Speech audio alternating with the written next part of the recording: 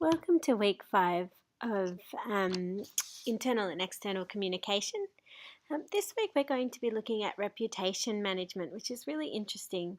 We're going to be looking at some key theories that influence and help us understand how to manage an individual's or a business's reputation. So let's begin by considering what a corporate reputation might be.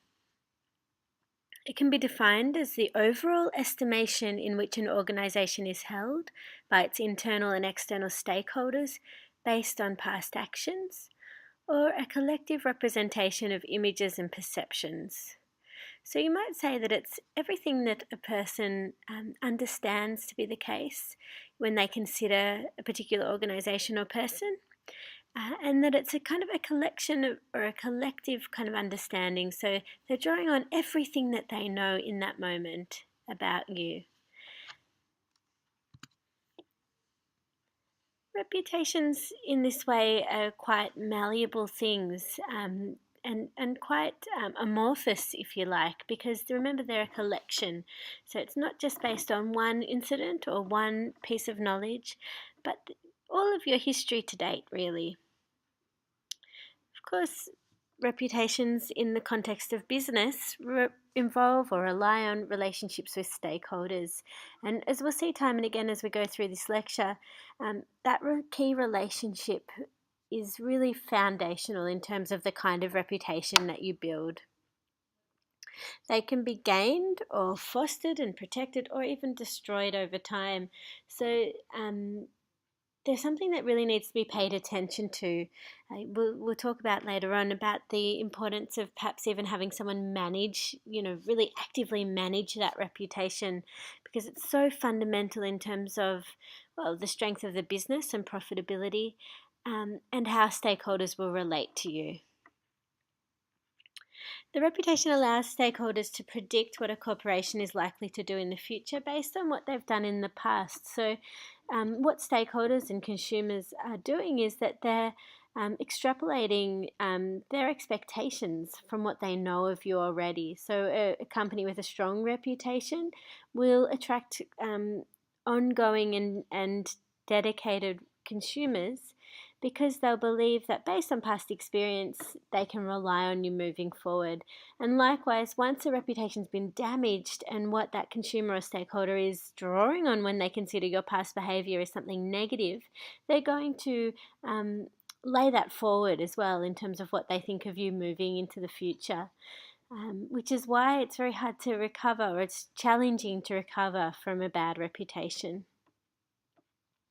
Because a good reputation is so important in terms of attracting and keeping stakeholders and consumers, it increases corporate worth. So the basis upon which a company can be decreed a strong company is really to do with that reputation. Attaining and retaining customers, of course, is key in the reputation, but suppliers are also more likely to trust a reputable corporation. And perhaps part of that good reputation in the supply chain is to do with a company that can resolve disputes favourably, or who is actively managing their relationships with their stakeholders. Really interestingly, staff are more likely to apply for work in companies with good reputations. I think Google is perhaps one of those good examples of such a company, known for having a really interesting and innovative workplace, a great place to work. But there are other companies too that promote, staff well-being, good work-life balance, and all of those kinds of things. But also we might see that kind of relationship between staff and a good reputation as extending to companies that are seen to be doing good work or socially responsible work. Greenpeace might be an example of that, or what's another example? Say Oxfam, one of those corporations that's fundamentally ethical, will attract staff even if the conditions for the staff aren't as favourable as perhaps another company that's doing similar work. The more ethical company, because of their good reputation, will attract staff who want to be aligned with that reputation, who want to draw on and be seen to be associated with that good reputation. It's really interesting to consider that, importantly, a company itself can't control or manage its own reputation. So we can't really control for what people will understand of us, the impression that they'll take away or receive from us. But rather, what we can control in our business and in ourselves is the way that we behave. So rather than attempting to manage the outcome, the reputation, the way people are perceiving us, we can control the dedication we bring to the work, our ethical standpoint. And another way of saying that is that if we work hard and we work ethically and we do everything we can to maintain good business practice, our reputation will form organically as an end to that work. But we can't make someone perceive us in a good light, is what I'm saying. A key component, though, that we can control for is the way in which we communicate this hard ethical work that we're doing. So, what a company can do is it can control the information and the message that's getting out there about us, and advertising would be one key example of that. So, a company must inform public of the good work it does. It must promote itself in a favourable light in order to establish its reputation. But that message must also be true. For that really strong reputation to build, it's not enough to simply say we are doing these things and then not do them. That won't generate the strong reputation that we need to be a business leader. But rather, we need to do the work first, promote it second, and that those two key components will be what generates that really strong reputation. Interestingly, and kind of underpinning that statement is that the experience that our stakeholders garner by relating to us or by engaging with us in the marketplace will really feed into our reputation, because if we are saying that we're doing the good work but we're not actually doing it, we'll be quickly uncovered by the people that are engaging with us, by our consumers. And particularly because of digital technologies, they now have the platforms to reveal their experience pretty quickly and broadly via the internet. So we'll be found out if we're not following through on the messages that we're delivering to the public. Some commentators reject the idea that reputation management is possible, but I think that if we focus on those three key things, doing good work, promoting that good work, and extending that good work to our stakeholders so that they can experience it, then that's as much as we can do to manage the development and longevity of our good reputations. So a good reputation has all of these benefits. It allows for preferential treatment, so consumers, stakeholders, choosing to engage with the company with a good reputation over ones with lesser reputations. And because of this, because we're more in demand, we're being preferenced, we can charge more for our products and services and therefore be more profitable. We'll also be given support in times of crisis. So the research shows that companies with good reputation, when things go wrong, they're more likely to be supported. And obviously, because we're charging more, because we're being preferenced by consumers, the financial value of the company increases. But consumer expectations will be high also.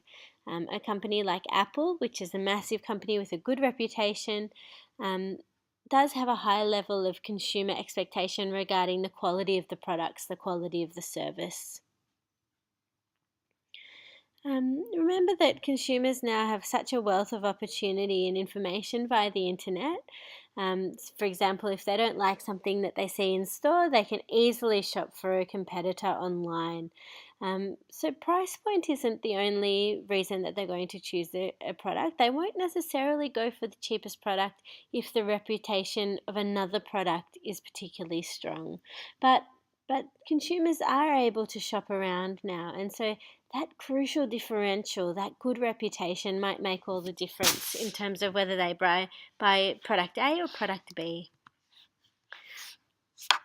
So the example I was just talking about is an example of the Apple Store. It's the most profitable retailer on earth. It has this kind of very slick modern design. It doesn't actually even really necessarily look like a traditional retail store. But it does have a focus on the products, and the interesting differential there in this example is that in the Apple Store you're free to try the products. You're actually allowed to use and engage with the technology. It also has a customer focus. The staff are meant to be helpful and informative. Um, it's kind of this low-key atmosphere that's been carefully constructed to be inclusive, to sort of appeal to the idea that the people in the shop are perhaps both everyman, anyone can use the products, and kind of experts, that Apple are for people who really care about design and technology. This speaks to this kind of idea that in public relations, as in all other pursuits, actions speak louder than words. So what you're doing, the work that you're doing, is more important than what you're saying you're doing. And in the Apple Store, that's the nexus for that idea, because the consumers coming into the store, they're experiencing the benefits of the technology, and they're experiencing sort of superior customer service, if you like. I've got a little example here, video example, that shows you the inside of an Apple Store, and the kind of the buzz around this particular, PR operation for the company. So let's take a look.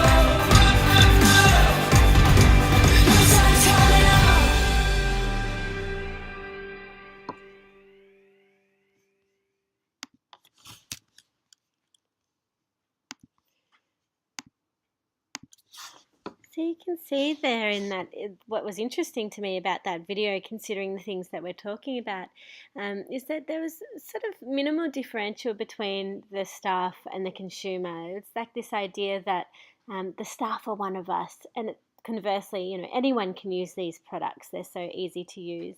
We also got a really good visual of the interactive nature of those stores, the really kind of sleek modern design. The way the products are all outlined there, or laid out for you to use. I also thought it was really interesting. That was a promo video for a particular store opening in China, and there was a big controversy around Apple product factories in China, based on an investigation that was run on the really popular, successful radio show, This American Life. Um, I can't remember what it was called, but the reporter's name was Mike Disney, and he did an expose on Apple factories saying that they employed underage workers, and the conditions were really horrible. It's really worth Googling and having a look at that controversy. So obviously that little promo was trying to kind of counteract some of the negative publicity that perhaps Apple encountered in the Chinese context. So a bit of reputation management there, perhaps on their behalf. So, in terms of how a good reputation might be developed, well, we talked about doing the hard work, the ethical work, or the good work. And so, one way of developing a good reputation is just simply by doing that good work, but it's a meretricious attainment of good reputation. In other words, the best companies have the best reputations. Um, the company must also deliver an enjoyable and sound experience to stakeholders. So that's relying in part on external publicity, so online reviews, word of mouth, in-store experiences. So you might say that Apple's a good example of this, that they've got this good reputation because they're perceived to be doing pretty cutting edge work, and their products are known to be quality. They're also delivering a good experience to stakeholders because the products are really easy to use. They're marketed as being very intuitive. Their experience in store and with their customer service is really sound. And yeah, so they're a leader in the marketplace. But thirdly, and we again touched on this, but the company must be able to project the information about the work they're doing to the public. So they need to be able to get the message out there about what it is that they're doing well. That might be as a result of internally driven publicity. So we've got that external publicity, which is the consumer getting the word out on behalf of the company because they've had a good experience. We've got that internally driven publicity, which is the company itself getting the word out there about what it is they're doing via media releases or social media updates on their activities or advertising, external advertising. This Harris-Fumbrun reputation quotient. So it evaluates the reputation among multiple audiences, so in a range of contexts, according to 20 attributes. And these are grouped into what the quotient refers to as dimensions of reputation. So it categorizes these 20 attributes in these ways in terms of products and services. So it's looking at these in terms of the reputation, their ability to support and generate a good reputation, products and services, financial performance, workplace environment, social responsibility, vision and leadership, and emotional appeal. In other words, are the products quality? Is the service good? Is the company making money? Perhaps a part of that might also be are the products affordable? Are they reaching a wide market? What's the workplace like? So if you've got a company that's creating really beautiful products and there's great staff working there, but the staff are really unhappy because they're lowly paid, they're overworked, the conditions are really terrible, then the reputation of that company is going to go down. How socially responsible is the company? So are they ethical in their practices? Are they reaching out to their local communities? Are they involving the community in their work? Are they visionary? Is there a strong CEO at the helm? And we'll look at the CEO in a little minute. And is there emotional appeal? So on some level, are they reaching their consumer emotionally? An example of that might be the Got Milk campaign, where they featured celebrities. Might be campaigns that feature animals, like the anti-fur campaigns, or children, families, anything that's going to make the consumer feel something about the products is going to help add to the reputation.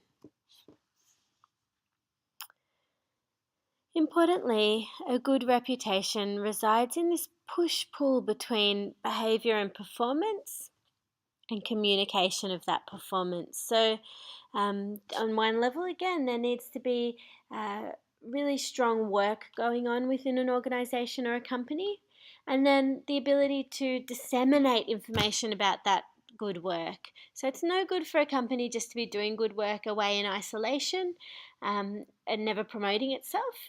The reputation will stagnate, it won't develop and grow.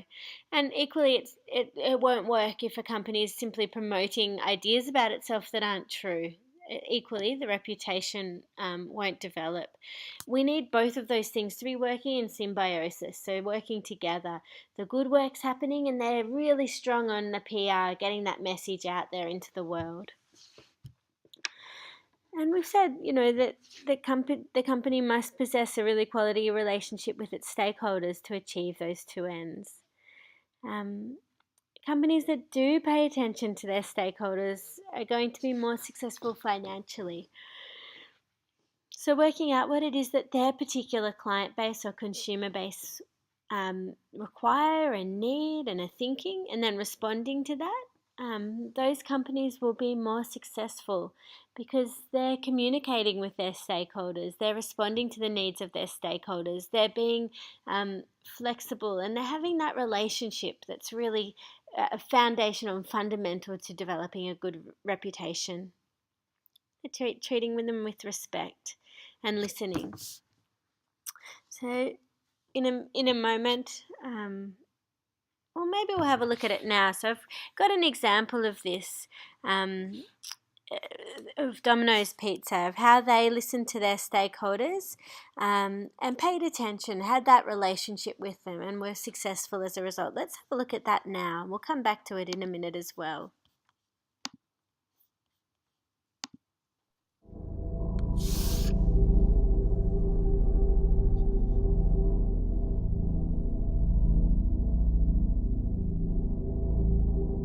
There comes a time when you know you've got to make a change.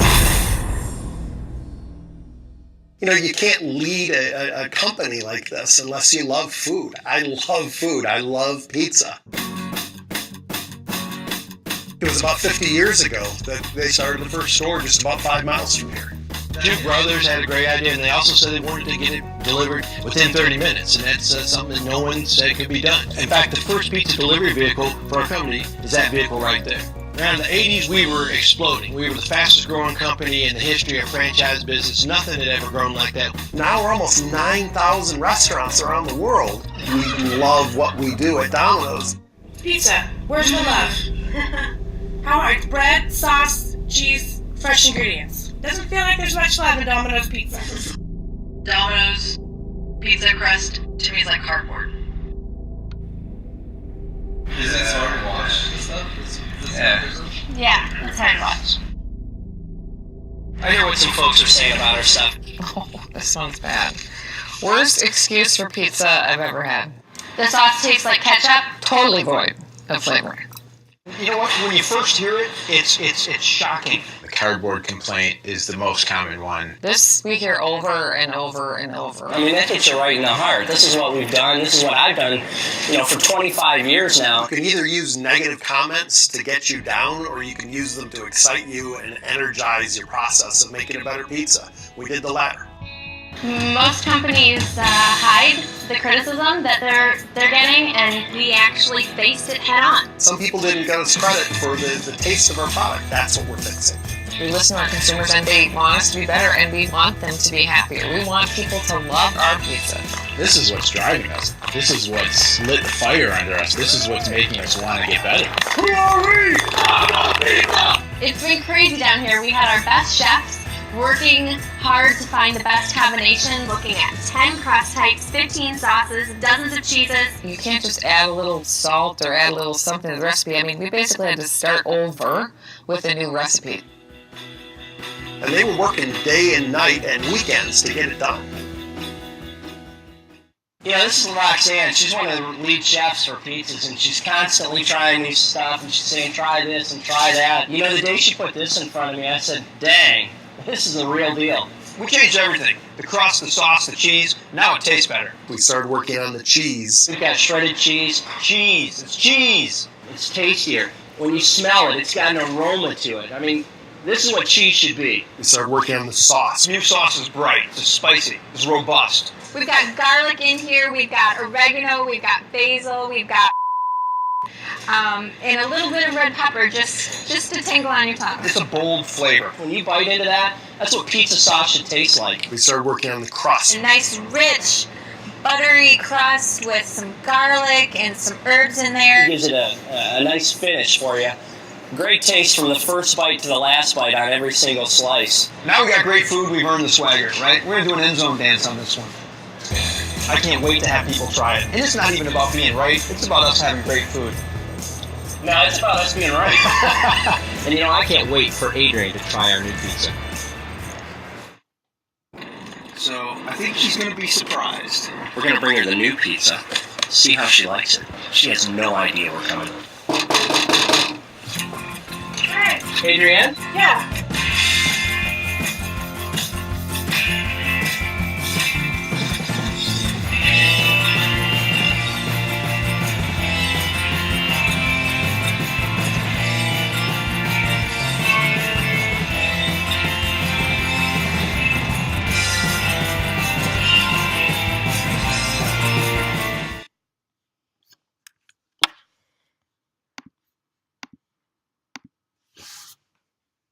So I thought that was a really interesting example and a very clever response. Hey guys, Jack Scalfani here, and today's a beautiful day. So, this is the day you've been... A very clever response to the criticism that Domino's were obviously getting about their pizza. But they've done what we're suggesting here. So their reputation had slid. They hadn't done all of the necessary work, so they weren't doing the good work. They perhaps weren't even communicating what they were doing successfully, but then they did take steps to rectify it. They obviously held focus groups, and then they launched this great PR campaign, this pizza turnaround campaign. They paid attention to the stakeholders, and perhaps even more importantly, they began to communicate the good work that they were doing. And in this example, the communication was all about the fact that they were addressing stakeholder concerns. They were being responsive. Let's have a look at the components of reputation here. So reputation's there in the center, and these are the things that we talked about. You can see how they're all feeding in the emotional appeal, and the Domino's example is a clear example of that. Even in that advertisement, there's emotional appeal. We're seeing real employees be vulnerable about the work that they're doing. So there's a kind of a level of empathy there. There's vision and leadership. Well, we heard from the CEO. He was also being vulnerable and empathic, and talking about, the company's shortcomings, but also about his passion for the company. And there was some kind of authenticity in that. And there's vision and leadership also in terms of the fact that they were taking these difficult issues, these stakeholder concerns, and they were addressing them head on. And you saw those you saw the negative comments that they had actually printed out up on the wall of the kitchen. Financial performance, well, the company needs to be strong and making money. In the Domino's example, we don't know how how the failure or the slide of their reputation impacted the company, but we can only imagine that, I guess they did kind of address it when they said that there were 9,000 stores, so we know it's a strong company. I guess that would feed into that reputation. Workplace environment, that example again showed that, because it's obviously sort of a close and intimate and emotionally responsive workplace. We heard from all of the staff. We saw them doing their team building exercises. Social responsibility, well, they were engaging their community. And then the good products and services, and they were working on that. So I would say, just from that one example, they've got a strong company there. They're building their reputation as best they can. And this little model will apply to any company that's trying to build their brand or build their reputation. As we've said again and again, reputation is really the result of relationships, and it's a relationship between the company and its stakeholders primarily. PR or advertising or communication helps form and maintain the relationships, because it both gets the message out about what's going on in the company and listens to the stakeholders in terms of their concerns or feedback. PR also can encourage, or these relationships can encourage management to pursue socially responsible decisions, because pressure from consumers has a lot of weight. So if consumers who love a product but become concerned by its perhaps unethical behaviour of the company, thinking of perhaps cosmetic companies, there's become increasing pressure on cosmetic companies not to test on animals, and that's coming from consumers. So consumers can say, well, we love the product, but we're not going to buy it anymore if it continues to be tested on animals, and that can force the hand of management to change business practices, to behave in more socially responsible ways. A corporate reputation, again, relies on these things, and we've talked about these, so that the company has to have a moral standard or an ethical standard, treat staff well, be profitable and innovative, support good causes, be committed to consumers, have good products, reliable service, and that consumers feel good about purchasing those products, probably because of that ethical aspect to them. Also importantly, 50% of a company's reputation can be attributed to a CEO, so that strong leader, which is really interesting, and it made me think a bit about problems in politics, that, that a likable leader in the nation, in our nation or others, can really tarnish the reputation or the way that a whole nation is perceived. So you need to have that right leader at the helm in that political and national standpoint, but it's the same for companies as well, that the CEO really becomes the kind of figurehead or the public face of the company. Celebrity is not important, interestingly, but rather that stakeholders want someone who's reliable, who's believable, ethical, inspiring, caring, profitable, prescient, and a good communicator. So they don't have to be famous, they don't have to be flashy, they do have to seem authentic and real and trustworthy though. And someone who can communicate well what's going on in the company. The CEO also has to reflect the values of the organisation. If they're going to be the face of the organisation, then they need to align with the principles of that organisation. The leader needs to be supported from upper management, of course. There can't be any divisions within the workplace. And the work of the whole team has to be emphasised to the public, and that's exactly what that Domino's example were doing. They showed the CEO, but they also showed the real people he was working with, and that kind of generates a whole picture of the company. It's not saying there's just one dictator at the helm, but rather a visionary at the helm working with all of these inspired people. Suddenly the company goes from being the work of just one person to this collective, all of whom believe in the task at hand. Perhaps part of that, the strength of that idea is that while one person can be visionary and impressive, there's something even more kind of compelling about the idea that hundreds of workers perhaps will align behind the vision of a leader. We want to believe in the mass, not the one.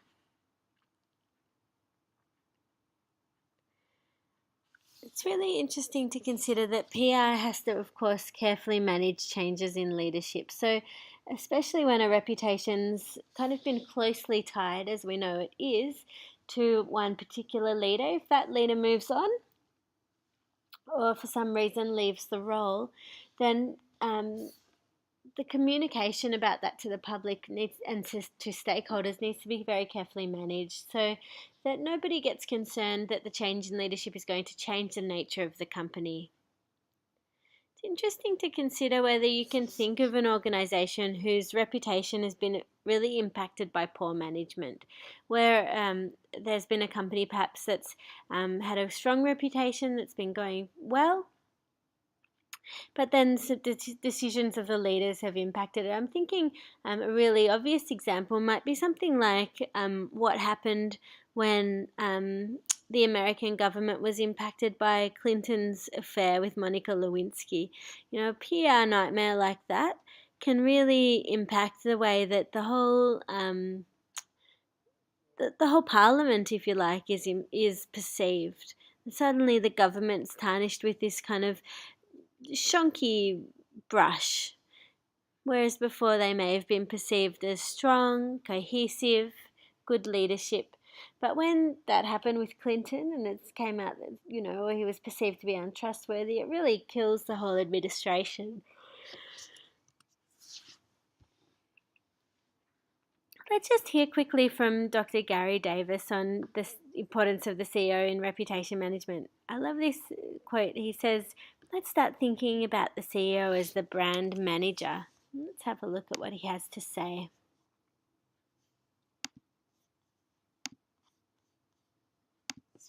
So I'd like to talk about, when it comes to reputation management, is the CEO him or herself. About half of the reputation, so half comes from the employee, the other half will come from a media-friendly CEO. How do we know? Well, for example, we've measured the reputation of political parties and political leaders in the run-up to 2 general elections, and you can hardly tell the difference between the two. So when Willie Walsh comes on representing British Airways, or anybody comes on fronting for their organisation, the public assume that they are personifying the organisation. They are the organisation, and they would judge that organisation by how that CEO behaves, particularly in a crisis. So British Airways in a crisis, British Petroleum in a bit of a crisis, the Prudential in a bit of a crisis. We will look first and foremost to the CEO to represent the real values of that organisation.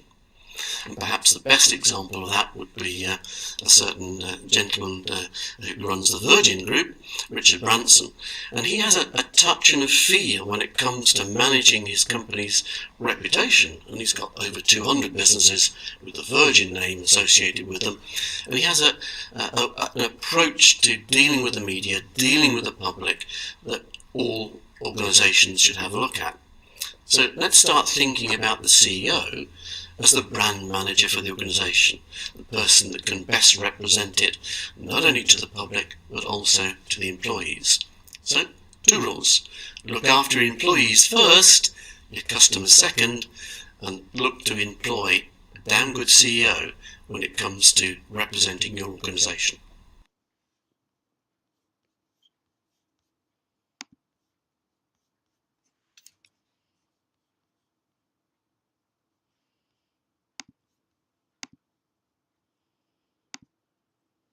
A strong message there. So let's talk about this concept of stickiness. Whether companies can, in fact, affect their reputation. There are a number of ways that they can, and there will be all kinds of companies that have employed these techniques over the years. But the main ways that researchers identified that companies do this are as follows. A company can discard a negative reputation, and one example of that is Kentucky Fried Chicken, when they kind of abandoned or obscured that name, left it behind to become KFC, which of course is exactly the same thing, but it was in the wake of all the negative health reports on fried food, and they wanted to distance or disassociate from that idea of fried chicken. So they just changed their name and tried to shift to the perception, or shift public perception of them to the idea that they were healthy. A company can conceal, so they can obscure their relationship to a parent company or change a parent company name. So a really famous example is that Philip Morris changed to Altria to distance from tobacco. So it didn't want to be associated with the obvious concern around tobacco companies. So they just simply changed the name. It's still the same company, still the same affiliations. It can redefine itself, so it can transform the nature of business, at least in terms of how it's communicating itself. And a classic example of that is that an oil company becomes an energy company. So it just distances from that negative connotation.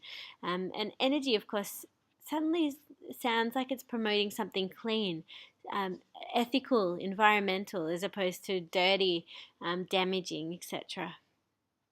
A company can transfer the idea of itself, so it can offload a bad reputation by purchasing another company with a good reputation and then just dropping the name that's associated with the bad reputation.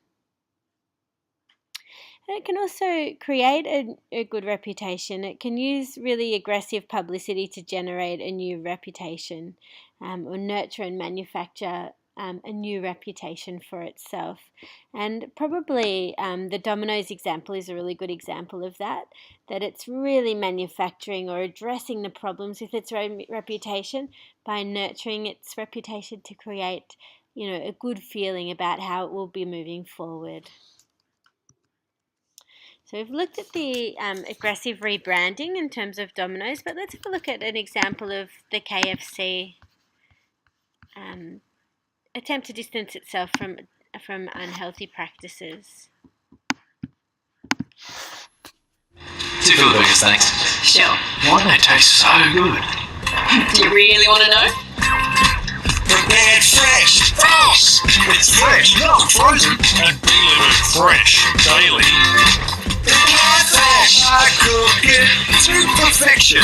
Just hearing the taste of healthy recipe. And that's the way it should be. Fresh. Well, you asked. Can't beat that taste. So you can see there that they're really emphasizing that keyword fresh as opposed to fried in that example.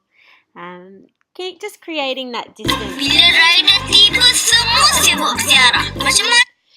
Just creating that distance from their previous reputation, which was that they were heavily fried, that they were fast food, that they were unhealthy. And in that ad, they're really clearly trying to communicate a different message about themselves. Fresh food, made on the spot. No mention of fried food whatsoever in that ad.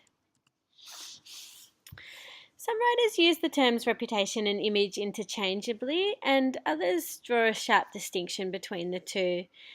Image is seen by some as this kind of tainted term that's associated with manipulation, with superficiality, as though an image is just a kind of a dodgy representation of the real thing, whereas a reputation can be seen as like a solid reflection on what the company is actually doing.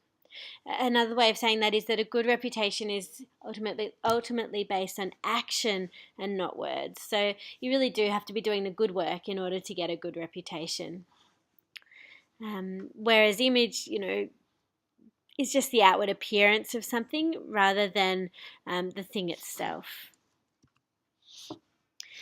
It's also interesting to consider on the kind of difficulties or complexities of online reputations in our current era.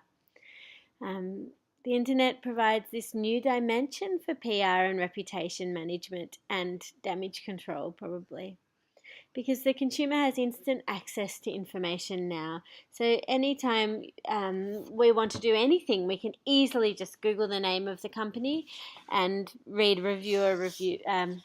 consumer reviews. There are also millions of apps purposefully designed to allow you to access this. So, there would be the Choice website, which probably also has an app. There's Urban Spoon, which allows you to see star ratings for restaurants in your area. There's TripAdvisor, which allows travelers to rank hotels, restaurants, activities, and so on in a given area. So we can find out an enormous amount of information from other consumers about anything that we choose to purchase now.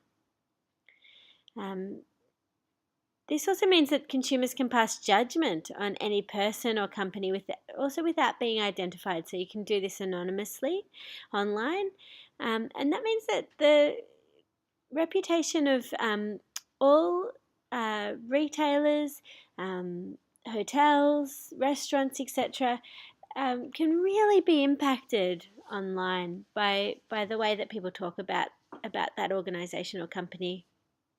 There's a really great example of this. It's narrative storytelling, and it's really wonderful and interesting example of online reputation management. It's called The Flower Child, and it's about it's a podcast about the founder of the website Ripoff Report, which is a website dedicated to unhappy consumers. So the Ripoff Report is where people who've had a bad encounter with a company can go to really slam that company. And the podcast The Flower Child, if you just Google that podcast Flower Child, it will come up.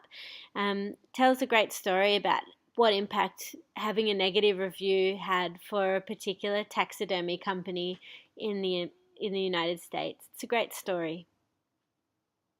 Google, of course, is also a reputation influencer, enhancer, or detractor, depending on how things work out for a given company, because the highest quality hits come first. And in this instance, the highest quality hits are the hits that simply have the most links or mentions. So, a really fantastic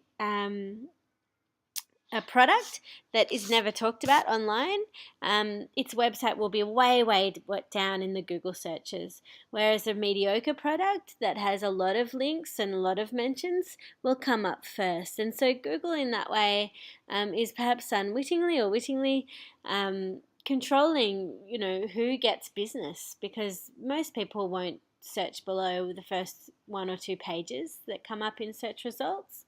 And so we're looking at those top ranking links when we search a given product. So if we look at, if we Google something like best vacuum cleaners in Australia, the links that will come up first will be the ones that have been talked about most online. And that could be, we could say that the ones that are talked about most online are the ones that are the best, but that might not always be the case, because there are ways of controlling how your product is perceived online. One of the ways that companies are doing this is to work with bloggers who promote their products. So they do almost like a product placement in their blog posts, so that the name of the company and perhaps the link to the website is mentioned, and that helps that company rise in the Google search rankings. Companies also use Instagram, Twitter, and Facebook social media to reach out to consumers. And through those kinds of posts, there's a lot of incidental advertising, just in the way that, that product placement, like on TV and in movies. Basically, the idea, as I said, is to be linked to and mentioned as much as possible so that your website rises through Google page rankings. It also means that kind of informal blogging or that narrative storytelling or those personal stories can't always be trusted, because often they're paid for by companies. This idea of trust is really important and interesting. So we've talked about how the good work has to happen in order for a company to have a good reputation, and then the message about that good work also has to get out there. But in order to have that good reputation, to be a trustworthy company, then these things kind of have to happen, or these are the benefits. That employees want to work with you, and they want to work with you if you've got a good reputation, if you're trustworthy, and you retain those employees long term. You command a stronger share price. Investors will be more confident in the company. Customer relationships will be strong because people believe in the company. There's loyalty on all sides. Other companies will risk partnering with you. There's more innovation within the company itself because there's less concern about the longevity of the company. There's a kind of a safety net there, if you like. It's a really strong brand. When trust is broken, and perhaps one of the ways this happens is when there's rebranding or a restructure in a company, or when the CEO leaves, when there's structural changes in a company and people start to lose faith in the new direction of that company. There's a question around whether it can be rebuilt and how easily. Once broken, it can never be the same again, no matter how hard you try to glue it back together, Andy says. So there's a case to be made for developing a strong reputation and really protecting it at all costs.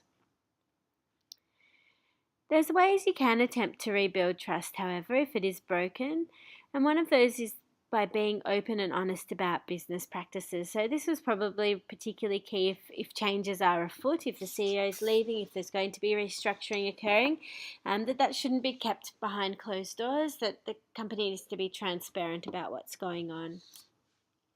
That needs to be communicated clearly with stakeholders, particularly with consumers. Employees need to be seen as really important. You heard from the academic who was speaking about CEOs. He said, look after your employees first and your consumers second. So consumers respond to and feel that there's trust with an organisation or a company that treats its employees well. Be involved in the community, so demonstrate that you're ethically and morally sound. And consider the idea of substantial completeness. So this is the idea at which, how honest and transparent does a company need to be to generate trust? And this is a complex idea, but basically Kleidman and Beauchamp argue that it's the point at which a reasonable person's requirements for information are satisfied. So in other words, you don't need to reveal everything. You don't need to publish all your financials and make everything transparent and accessible, but you need to satisfy a reasonable person's expectations. So you need to be transparent enough that people are comfortable with you. One way of testing whether you've done this is to put yourself in the receiver's shoes. So if you were receiving this message without any other information, would you believe the company? Would you feel that there was trust being built? That's it for our lecture this week, but I've given you a practical activity and this is what it is. You can feel free to have a go. It's not assessed, but it is just for your own arsenal of tools that you'll take away from this course. You can feel free to post your response and your thoughts to the forum if you like.